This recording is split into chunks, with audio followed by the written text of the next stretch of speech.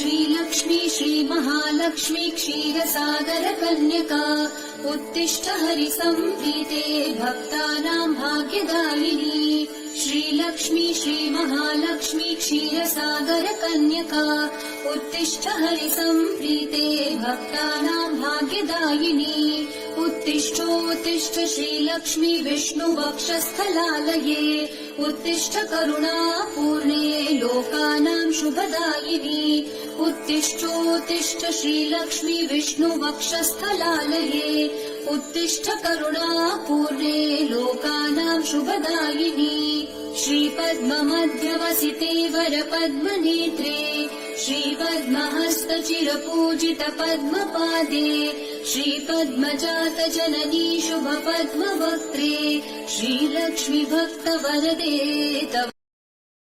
Download ShareChat.